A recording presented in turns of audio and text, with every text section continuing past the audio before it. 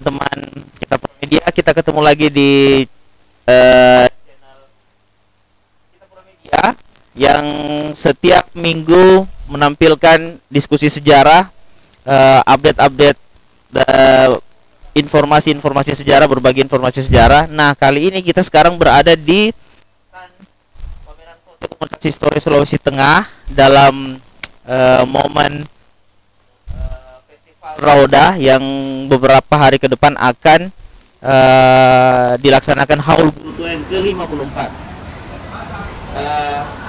Mungkin untuk mengawali ini saya mau minta dulu kawan-kawan, sahabat-sahabat untuk mengirimkan Al-Fatihah kepada Habib Sayyid Idrus bin Salim Al-Jufri, karena 12 Syawal nanti kita akan memperingati haul beliau.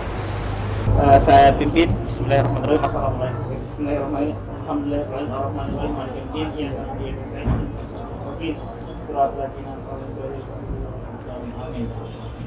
Kawan-kawan sahabat Historia, kali ini kita agak santai karena memang lagi hujan. Ini dari tadi siang mendung dan akhirnya ketika kita mau diskusi ini hujan semakin deras. Bersama saya di kesempatan ini ada, kalau boleh saya sebutkan namanya satu persatu, di sebelah kiri ada Pak Haji, saya panggilnya Pak Haji. Pak Haji Rahmat Mustafa, beliau anak daerah yang sekarang lagi ikut pesantren di BPIP. Kemudian ada jurnalis, penulis Bung Jamrin Abu Bakar. Beliau ini guru saya sebenarnya dalam berbagai hal. Beliau selalu memberi tauladan kepada kami yang mungkin agak muda sekaitan dengan penulisan, sekaitan dengan keberpihakan terhadap masalah-masalah sejarah dan budaya. Nah, di kanan saya juga ada Bung Jeffrey, seorang sejarawan yang lagi naik daun. Kemudian pegiat, saya bingung mau menyebutkan beliau, pegiat sejarah juga, kemudian jurnalis, iya, kemudian apa lagi ya? Di mana ada dia yang mau di situ ada dia. Tapi beliau lebih detail memberikan, iya, PWI lagi, anggota PWI. Nah, di kanan saya ini ada Pak Inter. Beliau ini sekarang kita panggil Pak Inter karena memang dalam perawatan memang beliau. Dan terakhir saya melihat beliau ini di video kawan-kawan Nadoyo Production yang mengucapkan dua kali syahadat, mengucapkan akad nikah sah. Bung Yayan kalau beliau. Nah, saya tidak mau berpanjang lebar dalam flyer tadi yang kami share ke Facebook, Instagram dan beberapa media sosial. Karena ini momennya mendekati haul, jadi kita saya mencoba memantik diskusi kita lebih dalam nantinya terkait dengan seorang sosok yang akan kita peringati haulnya, wafatnya Habaib Sayyid Idrus bin Salim Al-Jufri, sekaitan dengan beberapa waktu terakhir ini santer dan beliau disebut sebagai seorang yang kemudian mempelopori atau memberikan nasihat kepada tokoh NU yang akhirnya disebut sebagai mempelopori bendera merah putih menjadi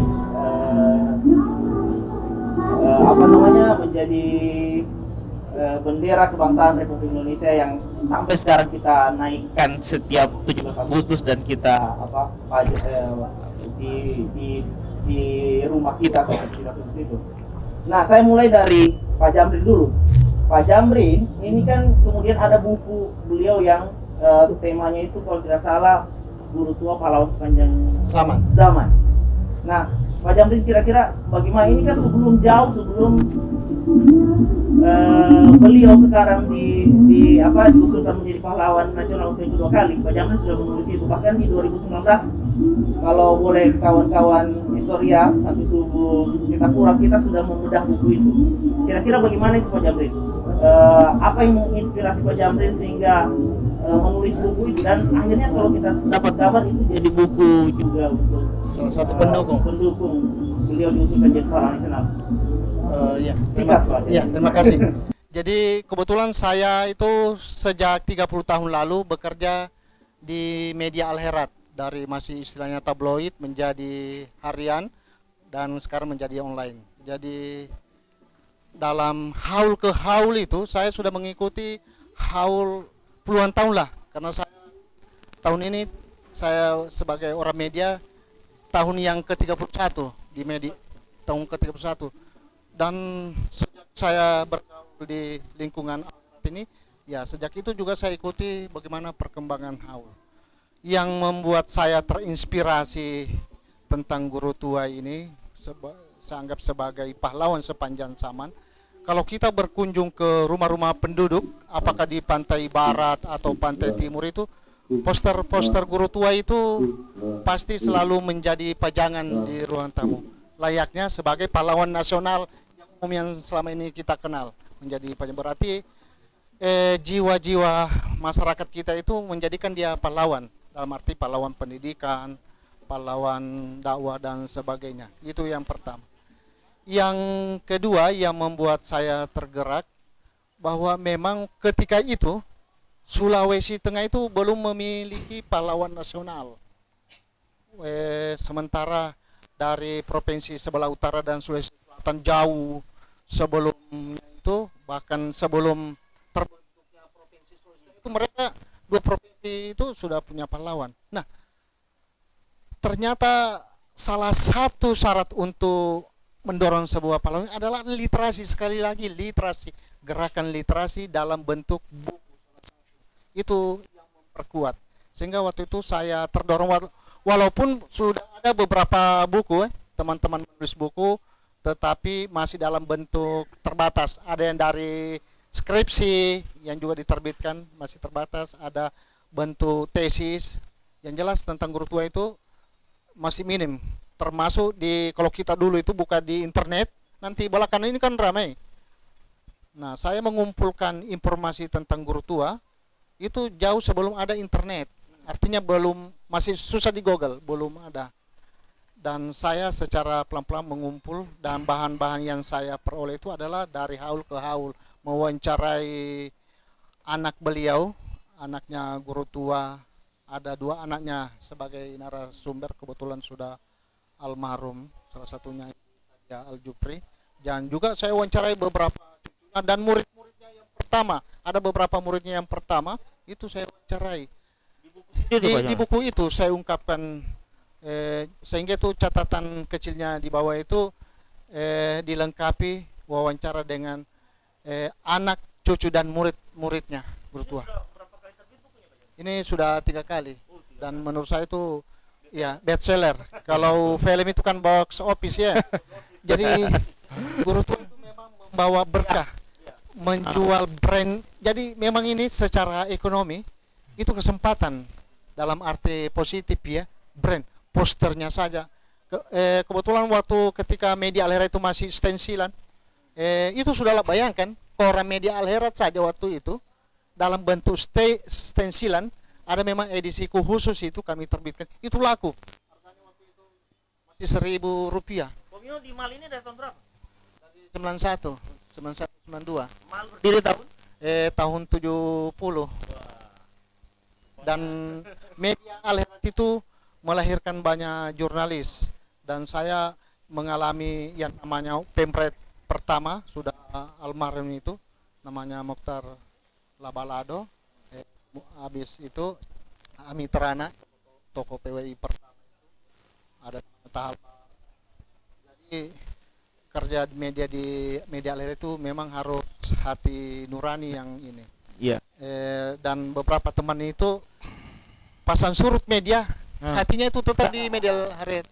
Beberapa teman, maaf ya, beberapa teman itu ketika media Al-Herald bangkrut atau jatuh bangun mereka hengkan, tetapi saya dia sudah terpuruk, sudah pernah tidak terbit 3 tahun, kami tetap setia dengan media itu. Dan alhamdulillah sekarang ini ya sudah punya nama dan terverifikasi di yang namanya Dewan Pers itu.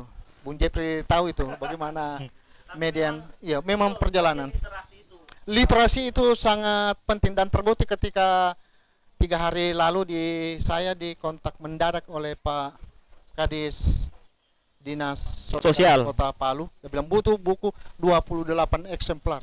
Saya juga, sehingga dengan keterbatas ya bismillah saja cetak ulang saja itu. Padahal beberapa bulan lalu juga sudah dimintakan oleh DPR provinsi dengan dinas itu untuk memperkuat. Sehingga apa yang kami kerjakan selama ini tidak sia-sia rupanya. Jadi ini sebetulnya salah satu contoh bahwa betapa pentingnya namanya gerakan literasi sekecil apapun. Memang belum dibutuhkan pada saat kita berbuat, tetapi ternyata ada waktunya akan. Begitu juga yang namanya audio visual itu suatu saat pasti yang namanya jejak digital itu dibutuhkan. Ya, untuk sementara itu. Berarti bersakit-sakitnya dulu Pak Jamri ini sekarang dapat berubah. Alhamdulillah, dan untuk kita semua. Bukan hanya untuk saya pribadi, bukan hanya untuk Abnaul Al-Herat, bukan hanya untuk Sulawesi Tengah, tetapi untuk bangsa Indonesia. Insyaallah menjadi pahlawan nasional kedua dari Sulawesi Tengah, dan itu menjadi kebanggaan Indonesia, bukan lagi Sulawesi Tengah, milik Indonesia. Nah, saya ke orang yang anak pesantren. Saya panggilnya Pak Haji karena beliau ini juga guru mengaji saya. Jadi kalau kita mengulik sedikit tentang bagaimana saya Idrus ini di 2010 kemudian diusulkan untuk menjadi pahlawan nasional, tapi kemudian itu menjadi hanya menorehkan namanya di peraih bintang Mahaputra ya, tingkat 2 kalau tidak salah. Jadi dalam beberapa narasi itu disebut bintang itu bisa diberikan kepada WNI dan WNA, dan atas itulah kemudian banyak pandangan di luar sana mengatakan mungkin karena keluarga negaraannya beliau, kalau kita mau buka-bukaan, karena beliau kan memang peranakan Arab ya, dari Arab memang, dari Yaman. Nah, saya bertemu dengan Pak Haji ini berteman lama sebenarnya, tapi kemudian pembicaraan diskusi kami itu menjurus kepada bagaimana untuk mengangkat kembali Said Idrus ini untuk kedua kalinya diusulkan menjadi pahlawan nasional, karena beliau saat ini sudah di pesantren di BPIP. Jadi saya kasih kesempatan Pak Haji Rahmat Mustafa,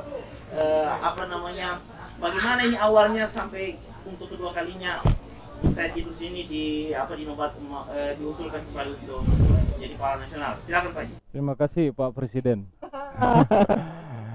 Jadi kalau kita bicara Presiden Jancul Pak Presiden Komunitas Histori.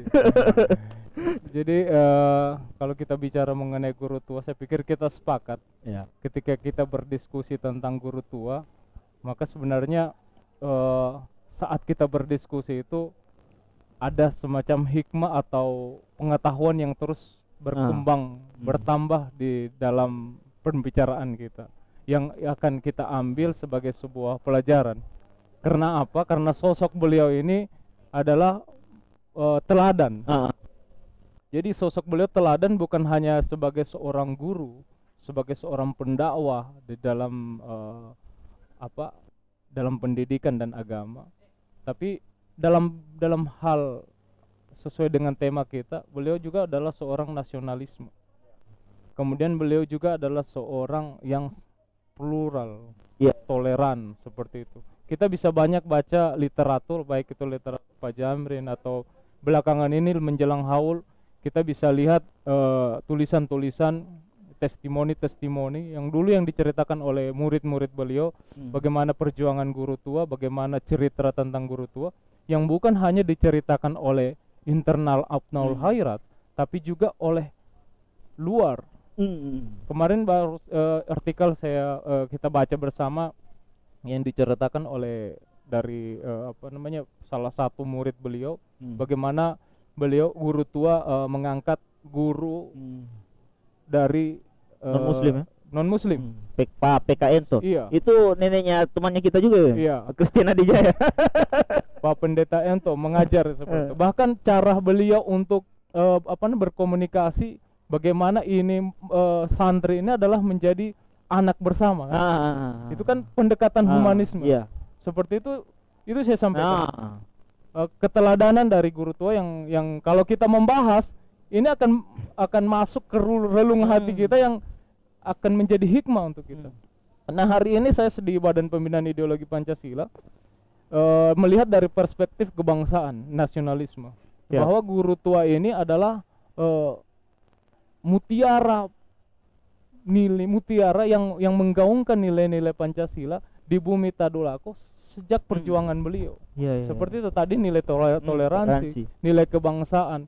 Contohnya misalnya bagaimana ketika tokoh-tokoh di sini meminta fatwa beliau, kita mendengar dari setiap haul dari murid-murid beliau. Dalam artikel juga kita sering membaca bagaimana tokoh-tokoh dari Sulawesi Tengah waktu itu meminta fatwa, kita mau mengikut kiblat mana di dalam pemerintahan ini. Beliau katakan NKRI nomor 1. Seperti itu kan begitu. NKRI, kita mengikuti NKRI. Bahkan tadi ada cerita di Muktamar NU pertama, itu 12. Iya, Muktamar MNU itu dari bahwa ternyata beliau pencetus mengusulkan untuk bendera merah putih. Pun itu akhirnya iya, seperti itu. Tapi kan syair-syair beliau itu kita bisa lihat, syair-syair beliau itu lebih tentang kebangsaan. Jadi luar biasa. Nah, dari itu semuanya, dari sikap toleransi beliau, dari semangat nasionalisme beliau, dan karya beliau yang kita lihat saat ini, perjuangan beliau yang bisa kita rasakan saat ini, bisa melahirkan generasi bangsa dari Sulawesi Tengah, dari Indonesia Timur. Itulah yang menjadi sebuah alasan bahwa guru itu harus menjadi pahlawan nasional, harus menjadi pahlawan nasional. Dan ini menjadi desakan seluruhnya masyarakat. Ketika ini disampaikan, ketika ini diwacanakan, semuanya merespon positif. Semuanya menginginkan guru tua sebagai pahlawan nasional. Kenapa kita menginginkan itu? Supaya ini menjadi sebuah monumental yang akan dikenang sampai dengan anak cucu kita, bahwa kita mempunyai guru tua ini memang layak untuk menjadi pahlawan nasional. Seperti itu. Ini amanah dari orang tua kita ya. Ada yang menarik, kalau tidak salah saya pernah dengar itu. Ternyata Sulawesi Tengah ini mempunyai poin demokrasi atau poin apa itu tertinggi, indeks demokrasi ya. Itu tinggi hanya karena memang setelah diteliti Al-Herat ini mempunyai peranan penting gitu. Iya. Indeks aktualisasi nilai-nilai Pancasila seperti itu. Jadi ketika kami melakukan sebuah sebuah penelitian lah ya, bahwa di Sulawesi Tengah untuk nilai untuk sila pertama itu sangat tinggi. Nilai toleransi nilai toleransi kita sangat tinggi. Salah satu yang mempunyai peran penting itu adalah Al-Herat. Tadi saya sampaikan bagaimana guru tua itu bisa menjadi teladan terhadap nilai-nilai toleransi yang itu turun sampai murid-murid. Seperti itu. Kita tidak perlu bagaimana kita lihat murid-murid beliau yang juga sampai sekarang ini mewarisi sikap-sikap guru tua terhadap toleransi seperti itu. Jadi itulah yang kemudian kan kalau kita lihat Madrasah Al-Herat ini sudah berkembang di Sulawesi Tengah ini sampai Indonesia Timur itu sudah jumlahnya sudah berapa? Ini yang kemudian memberikan kontribusi terhadap nilai-nilai itu, nilai-nilai toleransi, nilai-nilai plural, kemudian nilai-nilai apalagi dakwah seperti itu, dakwah yang demokratis seperti itu kan, moderat seperti itu. Itu yang kemudian itu yang yang memberikan kontribusi terhadap Sulawesi Tengah inilah seperti itu. Sehingga hasil uji penelitian kita kemarin bahwa Sulawesi Tengah sangat tinggi untuk nilai toleransinya itu ya. Saya teringat juga pernah baca buku guru tua Sang Raja Wali dari Timur kalau salah. Iya. Ya itu ada benar juga. Jadi banyak kali judul yang kemudian menuliskan sosok beliau ini. Memang kalau kita membaca dari berbagai buku itu, beliau ini memang sosok yang sangat pantas, layak untuk dimenangkan jadi pahlawan nasional, walaupun di 2010 itu akhirnya tidak sampai ke tingkat itu. Nah, saya bergeser ke kanan saya dulu ini. Saya menarik sebenarnya karena beliau ini saya kenal ini sebagai, selain sebagai wartawan, beliau juga sebagai kawan yang konsen ke hak-hak 65 sebenarnya. Dia sudah banyak jadi ini kan guru tua ini kan hidup di 65, di fase 65 itu akhirat itu lagi guru tua waktu itu masih banyak kan di tahun 30 didirikan, tahun 65 itu bergejolak negara. Bahkan kalau di suatu cerita ada beliau sudah sudah membaca bahwa ada peristiwa 65 ini, dan dari beberapa fakta bahwa di mana daerah-daerah Aknaul ini banyak juga akhirnya terpapar itu. Kalau menurut Bung Jeffrey bagaimana ini? Oke, terima kasih. Kalau saya sendiri melihat bahwa apa yang dilakukan guru tua merespon peristiwa tragedi 6566 ini bagi saya sebuah kunci mengapa di Palu itu proses pasca tragedi itu tidak seperti di Jawa dan Bali, di mana banyak korban yang kemudian jatuh, baik itu mereka yang benar-benar simpatisan maupun mereka yang disangkakan menjadi anggota dan menjadi simpatisan dari partai tersebut. Apa yang dilakukan oleh guru tua sendiri sebenarnya yang paling penting itu dia tidak merestui pertumpahan darah pasca kejadian itu, karena dalam konsep kita juga sebagai orang Kali kan masih erat budaya pesampai subuh itu masih kental. Jadi walaupun misalnya ada saudara kita yang terpapar saat itu, kita masih punya hati nurani untuk melindungi, karena pada kenyataannya memang di daerah lebih banyak yang disangkakan daripada yang terpapar secara langsung. Tapi sebelum lanjut ini, supaya generasi Z tidak bingung yang kita bilang tentang peristiwa 65 terpapar ini, jadi yang kita maksudnya adalah komunisme G30S.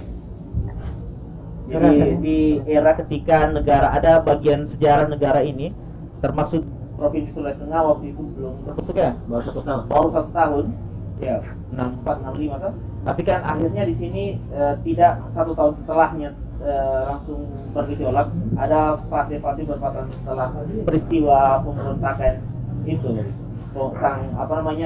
Boleh disebutin ini? Boleh. Partai Komunis itu. Iya. Ayo lanjut, Bung Jem. Jadi itu yang paling diingat sebenarnya dari seluruh itu bagaimana beliau itu mencegah terjadinya pertumpahan darah pasca tragedi 65, karena kita tahu sendiri pasca tragedi 65 ini kan di daerah lain di luar Sulawesi Tengah misalnya, korban itu bahkan beberapa pakar menyebut sampai jutaan. Iya, 1 juta. Kita di sini yang benar-benar yang meninggal itu 4. Itu di luar yang meninggal karena sakit selama proses kerja paksa dari tahun 60-an sampai awal tahun 70-an. Nah, di sini saya melihat bahwa guru tua secara pribadi, juga saya mendengar pengakuan dari Sekjen Akhirat yang lama, Pak siapa sudah yang rumahnya di Puebongo, Oh, Husain Habibur. Bukan, bukan, bukan. Yang FKUB dulu. Bukan, bukan. Yang sebelum Pak Ridwan. Yang agak besar sedikit. Oh, Pak dosen ini, Ketua Dewan Kesenian. Nah, yang itu. Pokoknya dia sekjen. Sekjen. Pak Sekjen. Pak sekjen. Iya. Jamaluddin Jamaluddin Mariajang. Gitu. Saya punya guru itu. Kenapa saya lupa? Jadi beliau kan masuk juga di dewan apa? Yang Dewan Warga HAM pada saat rekonsiliasi kemarin. Dari beliau lah muncul apa cerita itu bahwa guru tua ini figur yang tidak menginginkan adanya apa perpecahan, pertumpahan darah. Dan beliau juga orang yang bisa dibilang menjunjung tinggi toleransi terhadap perbedaan. Seperti yang kami bilang tadi soal bagaimana guru-guru Nasrani diberikan kesempatan untuk mengajar di sini, karena memang di tahun-tahun itu kan kebanyakan guru-guru itu orang tua kita yang berasal dari Minahasa yang mengenyam pendidikan guru terlebih dahulu. Bahkan di sekolah-sekolah negeri di Palu itu kan tenaga-tenaga guru awal itu mereka yang dari Minahasa. Iya, Minahasa, Sanger. Nah, sifat guru tua untuk meredam perpecahan ini saya pikir sudah menggambarkan bahwa guru tua sosok yang berjiwa besar, sosok yang punya perhatian besar terhadap daerah ini. Dia tidak ingin terjadi pertumpahan darah seperti daerah lain, dan bagi saya hal ini meskipun mungkin terlihat kecil tetapi punya dampak yang sangat besar di kemudian hari di Sulawesi Tengah, di mana budaya kita di sini walaupun misalnya apa orang kayak bilang apa kasih, yang penting masih ada saudara di sebelah rumah. Iya. Masih bisa minta Orang kayak ini kan 25 kali masih batuan saudara. Iya. yang penting ada tetangga masih bisa minta sayur, masih bisa minta rica. Nah, budaya ini yang coba dipertahankan oleh guru tua, dan dengan momentum haul ini saya pikir sudah waktunya memang guru tua diangkat sebagai sosok pahlawan. Apalagi kan hal-hal yang debatable seperti kewarganegaraan itu saya pikir sudah clear kemarin. Kemudian soal-soal lain yang mungkin saya pikir pengusulan ini sudah menjadi hal yang pantas dan dinanti-nantikan oleh masyarakat Sulawesi Tengah tentunya terhadap sosok guru tua. Kita harus Dukung bersama itu. Saya pikir begitu. ini sejuk kalau mendengar ujian lingkungan.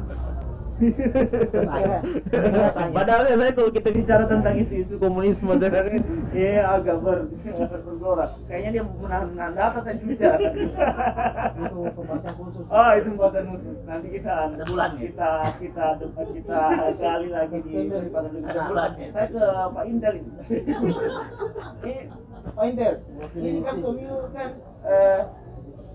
Mewakili sini. beliau ini pegiat kesenian apa namanya tradisi tradisional, kemudian di berbagai kesempatan juga kawan diskusi yang baik, yang seorang AFNA iya tidak diragukan. Hari ini beliau berdiri di sini ini bukan secara kebetulan datang untuk kemari, tapi memang untuk apa namanya, karena tradisinya kita orang kayak ini, kalau haul ini pasti banyak yang bekerja di belakang, kira-kira begitu.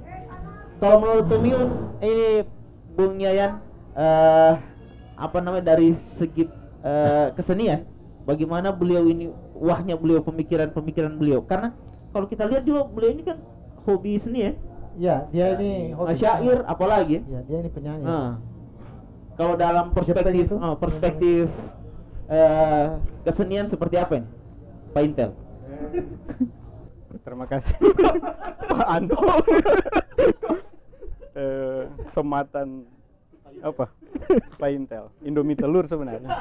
Karena memang ya saya sering hadir, memang hal-hal praktis saya coba sering memposisikan bahwa kita itu ada beberapa konsep yang memang kita bicara kebudayaan, kesenian apapun, nilai praktis itu sangat tidak boleh kita lupakan. Betul. Nah, sebenarnya saya tidak begitu banyak kalau bicara tentang guru tua. Dalam kacamata saya pun berkesenian memang baru 2010, tapi memang lebih pada wilayah tradisi Kaili, lebih pada memang riset-riset. Dan ya yang saya lihat hari ini pun untuk apa istilahnya, ya pasti ada apa akulturasi budaya terjadi. Nah itu kelihatan memang terjadi di Lembah Kaili. Dan tapi esensi-esensi yang kuat dalam Kaili pun tidak hilang. Misalnya kita melihat filosofi Tonda Dalusi. Nah itu sampai hari ini kan masih ada, bagaimana bicara keseimbangan itu tadi.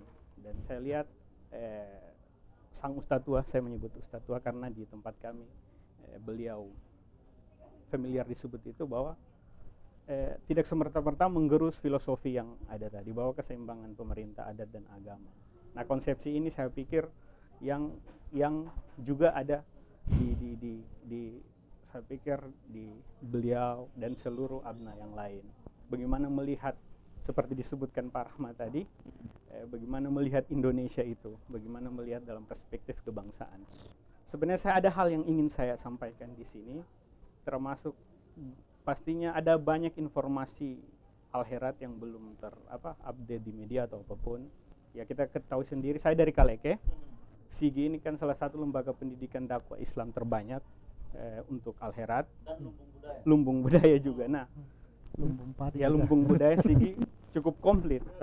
Apalagi kita melihat juga, saya coba melihat hari ini kan kita harus, entah abna atau siapapun, kita harus berdiri bahwa sang guru atau ustadz tua ini adalah pahlawan kita. Di Kaleke, di kampung saya, ada seorang kader Al-Herat yang paling terkenal, kader perempuan, Profesor Buzaya Mayanggo. Nah, itu ya pasti luput juga, tidak biasa. Begitu banyak dibuat bagaimana selama beliau di kampung itu. Buku beliau banyak. Ya, salah satu ya kontribusi pemikirannya. Nah, banyak yang belum diulik terkait apalagi bagaimana Al-Herat di Kaleke. Salah satunya saya ingin informasikan, ada peristiwa besar 1946, itu pengibaran merah putih yang sudah dituliskan, sudah banyak beredar itu, bahwa ya pada waktu itu merdeka. 1946 setelah 10 Februari Nica, 10 Februari demo besar-besaran untuk membebaskan salah satu tokoh besar pada waktu itu, Daeng Pawindu ditahan. 10 Februari masa di Sigi seluruhnya berkumpul dari Kaleke ke Biromaru dan seterusnya menuntut untuk dibebaskan.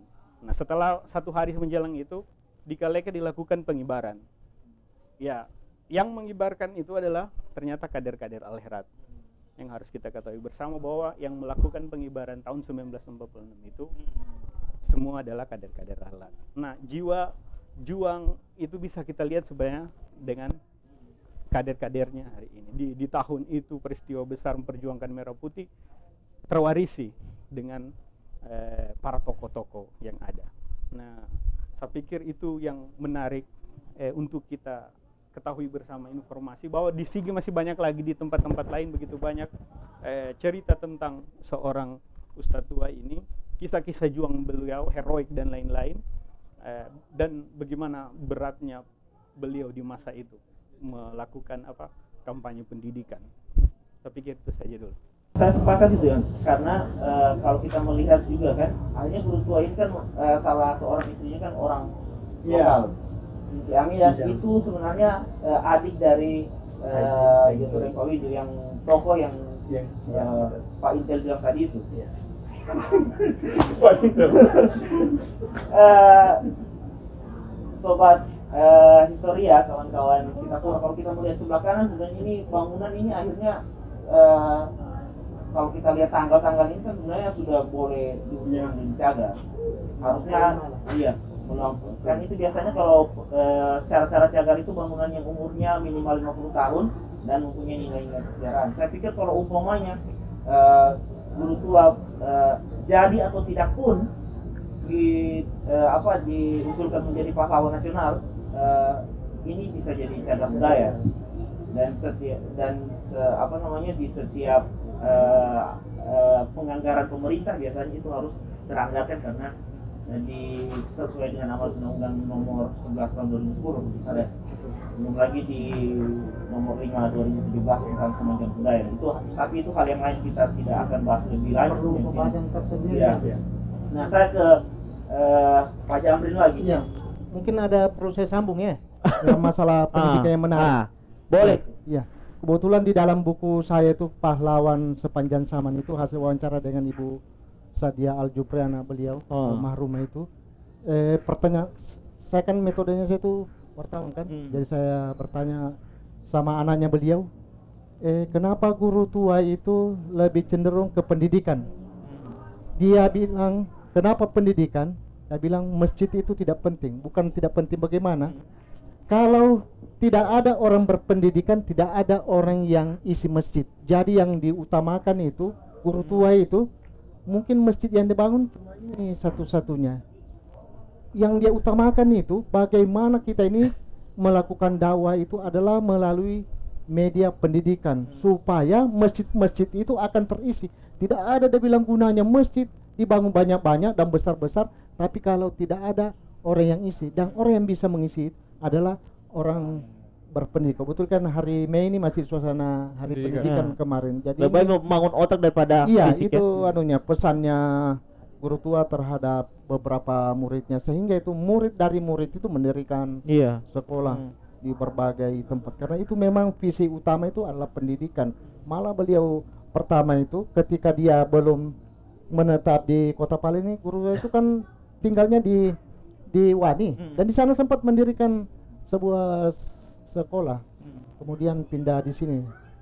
Nah, memang visinya itu adalah pendidikan. Kebetulan juga pada saat itu zaman Hindia Belanda, jadi kalau Jeffrey tahu persis itu bagaimana memori van Overgraaf-nya siapa itu?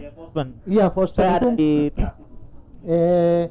Dia catat itu, kontrolir mengatakan bahwa seorang Arab namanya Syekh Al-Jupri, dia bilang sudah punya murid 25 orang.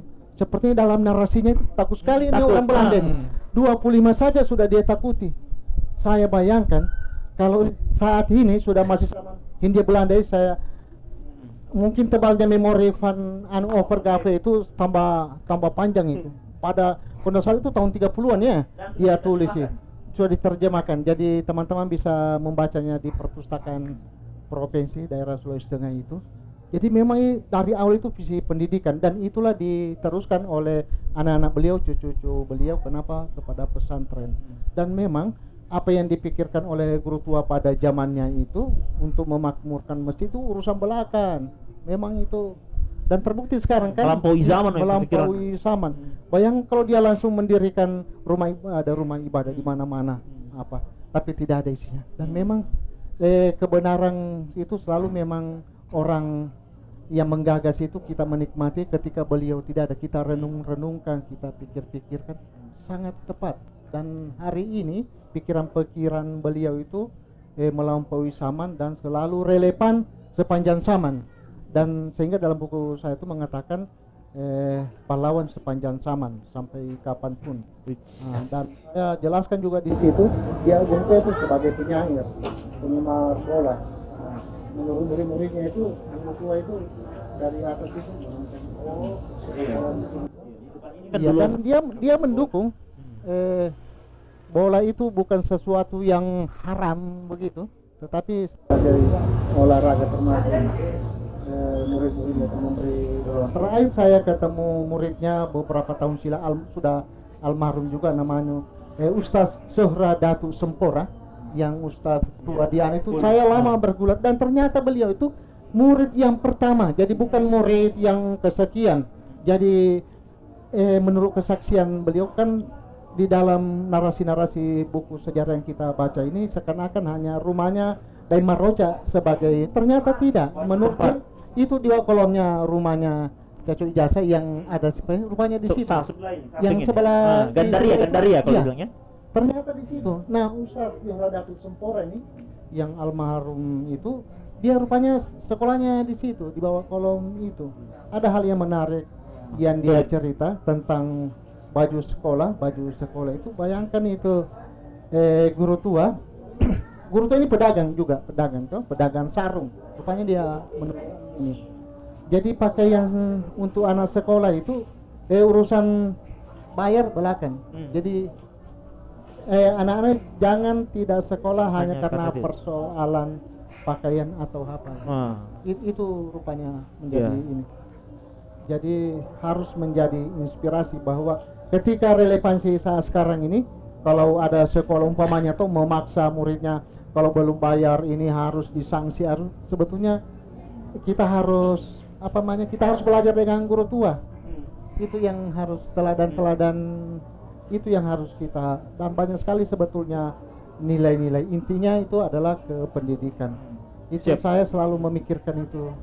Buat apa bangun masjid banyak-banyak dan besar kalau tidak ada yang Saya isi. juga baru tahu Iya, sekarang. itu saya baru sampai hari ini dalam hati saya betul sekali, karena biar banyak yang isi masjid tapi orang-orang yang tidak berpendidikan apa mau dianukan Iya. baca, dan alhamdulillah itu relevan sampai saya. Demikian. Pak Haji, ini kan kalau kita hanya Tadi kita bicara jadi kalau kita mensarikan sebenarnya yang kita bilang tadi, sudah ada persatuan Indonesianya, ketua semua sila lah, 5 Pancasila itu sudah kita bicarakan dan tergambar di sosok beliau ini. Nah, saya sebenarnya ada satu juga yang saya lihat sampai sekarang ini adalah kerelawanan Akna. Ini kalau kita lihat, bagaimana beliau ini bisa mewariskan itu. Maksudnya kalau kita bicara hari ini, kalau kita mau lihat momen yang Haul itu pasti banyak orang yang secara sukarela. Iya. Dia tidak lagi berhitung apa yang saya mau dapat. Iya, karena guru tua itu menanamkan cinta. Iya, saya catat dulu. Saya highlight gitu. Menanamkan apa namanya kasih sayang. Jadi beliau mengajar dengan ikhlas. Jadi menyambut apa yang disampaikan oleh Pak Jamrin dan teman-teman, ini kan momen juga di Mei kan. Bagaimana guru tua memberikan teladan bahwa mengajar itu dengan kasih, dengan dari hati. dari hati, sehingga ketika itu disampaikan dari hati, itu akan sampai kepada si penerima, kepada murid. Kalau kita lihat cerita-cerita tentang guru tua, tentang Habib Sagaf itu pernah kita nonton video pendek bahwa murid-murid beliau itu banyak yang nakal sebenarnya, kan? banyak orang-orang yang Tidak bisa diatur lah. Iya. Makan Ada habis istilahnya dilempar. buang piring, habis makan langsung dibuang piringnya. Tapi beliau sabar. Tapi semua muridnya itu akhirnya menjadi orang yang, ya kita lihat lah ulama-ulama yang luar biasa lah saat ini. Semua murid-murid beliau kan jadi semua lah kalau seperti itu.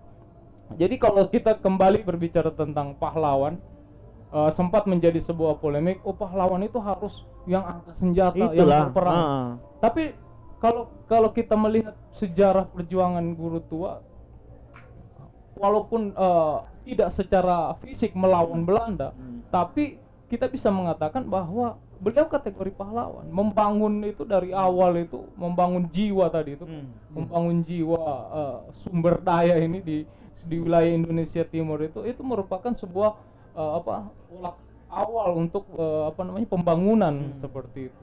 Kemudian dan memang secara kita lihat tantangan yang beliau hadapi tadi, saya baca di buku Ibu Huzaima itu tadi, Prof. Huzaima, beliau diserang oleh di dalam tekanan penjajah Jepang waktu itu, sampai bersembunyi di bawah kolom-kolom di Bredel ya, Al-Herat ya. Bahkan tadi yang disampaikan oleh Pak Jamrin itu ditulis oleh Belanda tadi tulisannya itu kan tidak semua orang, tidak semua tokoh itu kemudian dicatat. Kalau di dalam ada menjadi catatan referensi dalam Belanda, berarti ada potensi. Ada ketakutan, dan itu yang disampaikan oleh ketika kita melaksanakan FGD kemarin tentang menyusuri jejak kepahlawanan guru tua, itu yang disampaikan oleh Prof. Zumardi Azhar. Iya. Saya pikir Pak Presiden juga hadir waktu itu, Pak Jamrin juga bisa menyimak waktu itu, bahwa guru tua ini memang tidak melakukan gerakan perlawanan kepada Belanda, tapi secara kontak fisik. Tetapi pemikiran beliau mempengaruhi banyak orang juga. Itu yang mempengaruhi, itu yang menjadi perjuangan pergerakan melawan Belanda. Itu yang menjadi motivasi untuk seluruh masyarakat akhirnya menjadi abnawal khairat untuk ikut berjuang, berkontribusi terhadap perjuangan Republik Indonesia. Jadi kalau pernyataan Pak Presiden, kenapa abnawal khairat sekarang masyarakat Sulawesi Tengah ya Kenapa begitu ikhlas? Di haul ini ribuan datang. Seperti itu kan. Diprediksi ada berapa ribu nanti hadir. Karena 30.000. kecintaan. Iya. Seperti itu. Kecintaan terhadap guru tua. Mungkin generasi yang tidak melihat Ya.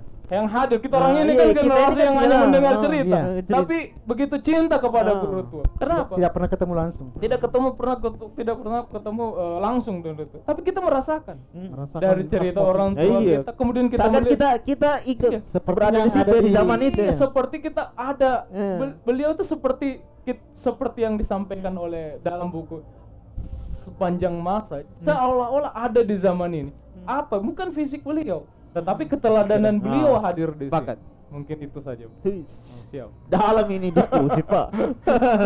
Mungkin kalau Bung Karni Ilyas lihat ini diskusi, dia ajak kita semua jadi acaranya. Wah, siap. Kalau sudah ditutup, sudah dibuka nih. Iya. Atau Ini- minimal Iya. putih. Ya. Ada Yang bisa di-share mungkin 1-2 menit Bung Jeff. Kalau saya sih Ya, harus ada terlepas dari beberapa hal yang mungkin sekarang masih debatable terkait aspek kesejarahan sosok guru tua, saya pikir momen peringatan HAUL ke-54 ini juga merupakan momentum untuk mendesak pemerintah segera menjadikan guru tua sebagai pahlawan nasional, karena di Indonesia sendiri dalam proses pengusulan gelar pahlawan tidak hanya mereka yang berjuang angkat senjata. Yang baru-baru kemarin kan Ismail Iya. itu. Jadi alasan tidak angkat senjata itu sudah bukan lagi alasan yang bisa digunakan untuk seorang tidak jadi pahlawan nasional. Saya Sepakat. pikir ini momennya dan kita harus dukung bersama. Siap. Itu. Bung Yayan. Bung Yayan. Ini sekaligus closing statement ya. Saya bisa Ya. Oh iya, nanti kita. Kalau saya lebih pada mudah-mudahan masih ada diskusi Ya. setelah ini. Semakin momen ini pas sekali memang. Tapi dari sini kemudian akan ada diskusi lebih terfokus dan lebih bisa kita buka lebih luas nantinya dengan bahkan share Iya. informasinya lebih sedikit besar karena sangat menarik, termasuk yang disampaikan Pak Rahmat dari BPP tadi terkait buku-buku yang ditulis dari Profesor Huzaimah pun Iya. belum banyak yang tahu pastinya. Di sini Orang di sini dan Iya. menuliskan akses beliau lebih tahu, murid langsung juga, kader wanita terbaik Indonesia lah, bukan cuman Sulawesi Tengah. Saya pikir buku yang beliau tulis tadi saya pikir enak juga untuk kita jadikan bahan pemantik diskusi dan Iya. banyak juga yang lain-lain. Itu Saya pikir termasuk referensi juga yang dikirim Referensi untuk pahlawan. untuk pahlawan Ya. termasuk bukunya Pak Pak Jamri. Nah, Pak itu Jamri. saya pikir sangat menarik untuk kita ketahui bersama. Saya pun dari Kalaki pun tidak punya buku dan tidak tahu kisah itu dan memang belum banyak untuk yang menggiatkan bagaimana sebenarnya sosok seorang kader Al-Herat tadi ini. Informasi tidak begitu banyak. Ya. Tapi saya pikir dengan adanya buku itu bisa memacu kembali abna-abna yang lain termasuk kita di daerah untuk lebih menseriusi Iya. bukan cuman seorang Profesor Huzaimah saja yang bisa menulis. Saya pikir masih banyak yang bisa menuliskan riwayat-riwayat perjuangan beliau. Itu saja. Terima Kita, kasih. sebelum saya kasih ke closing statement Pak Haji, kita akhirnya kembali ke titik nol ketika kita percaya bahwa literasi itu menjadi dasar yang kuat, modal yang kuat untuk kita hidup hari ini. Pak Haji, closing statement Pak Haji. Terima kasih. Jadi hari ini tadi pemerintah Kota Palu, pemerintah Provinsi Sulawesi Tengah, Pokja yang dibentuk oleh pemerintah Kota Palu, pengusulan guru tua sebagai pahlawan nasional itu telah menyampaikan ke Kementerian Sosial dokumen dan insya Allah itu sudah lengkap. Insya Allah itu sudah lengkap. Jadi secara administrasi pengusulan guru tua sebagai pahlawan nasional itu insya Allah sudah tidak ada kendala lagi seperti yang kita diskusikan. Sip. Seperti dan mohon doa dari kita semua, Amin. semoga kita mempunyai pahlawan lagi dan ini yang kita harapkan sehingga ini akan menjadi teladan bagi kita semua. Mari kita mendukung ini dengan apa? Ada dua cara. Pertama adalah dengan mendiskusikan terus Iya. guru tua, mendiskusikan sehingga ini menjadi sebuah pressure bahwa guru tua ini sangat penting dan sangat layak untuk dijadikan sebagai pahlawan nasional, karena bukan untuk kepentingan saat ini, tapi untuk kepentingan generasi kita mendatang, sehingga generasi kita nantinya akan lebih mengenal, akan lebih terinspirasi jadi sebagai sebuah inspirasi tentang guru tua, bukan hanya milik Sulawesi Tengah, tapi nanti akan menjadi milik bangsa karena beliau akan menjadi pahlawan nasional. Yang kedua adalah bentuk dukungan kita adalah dengan meneladani perjuangan beliau. Terima kasih. Assalamualaikum warahmatullahi Waalaikumsalam. Ini sebelum closing statement Pak Bung Jamrin, ini kita hidup di zaman digital, mainstreaming isu, pengaruh utama isu itu menjadi penting. Ketika kita bicara hari ini, oke lah kita yang berbicara cuma tidak sampai 10 atau lebih dari 10, di bawah 20, tapi di luar sana banyak mengakses ini dan bisa menjadi bahan untuk disebar luaskan kepada teman-teman yang lain, kepada teman-teman kita Pura, sahabat Historia. Pak Jamrin, konsepnya? Iya, saya hanya mau menyampaikan bahwa ketika bicara guru tua, bukan hanya kita bicara masalah pendidikan atau masalah agama Islam. Dan ternyata secara politik berdirinya Sulawesi Tengah itu walaupun itu jarang diungkap dalam tulisan sejarah, ternyata pembentukan Sulawesi Tengah itu peran guru tua sangat besar. Karena salah satu syarat untuk mendirikan sebuah provinsi itu harus ada universitas. Ketika waktu itu yang namanya UNIS, Universitas Islam Al-Herat itu salah satu, sehingga saya menemukan sebuah foto yang namanya Anwar Gelar Batunang Kuning. Belum lama dia dilantik. Dilantik itu sudah meresmikan. Tetapi sebelumnya itu ketika Gubernur Baramuli itu sudah proses itu sudah ada. Masih Suluteng ya? Ya, artinya proses Al-Herat itu perguruan tinggi istilahnya waktu itu sudah ada proses. Sehingga saya berpikir mungkin ada momen tertentu nanti berdirinya Provinsi Sulawesi Tengah atau HUT Sulawesi Tengah, ketika kita juga mendiskusikan Sulawesi Tengah, guru tua juga itu kan selama ini seakan-akan pembentukan provinsi itu seakan milik para politisi, para birokrat dan para anggota dewan dan ini, tetapi peran Al-Herat itu sepertinya sangat minim di dalam literasi. Iya. Padahal setelah saya mencermati itu punya peran penting, yaitu dengan adalah kalau sekarang mau membentuk yang namanya daerah otonomi baru itu, yang menjadi salah satu penilaian itu adalah fasilitas pendidikan.